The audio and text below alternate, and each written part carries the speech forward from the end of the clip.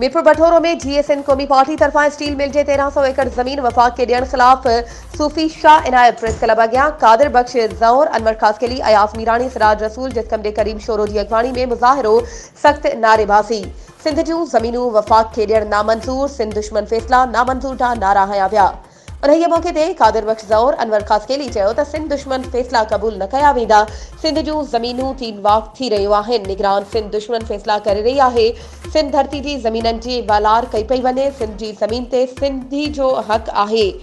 Steel mill जी ज़मीन जो विकिरो क़बूल न कंदासीं। उन्हनि वधीक चयो त सिंधु दरिया ते डेम ॿधी सिंध जो पाणी विकिरो कयो वञे। सिंध जा वसीला लुटिया पिया वञनि। सिंधी माण्हुनि जे लाइ नौकरियुनि जा दरवाज़ा बि बंदि आहिनि।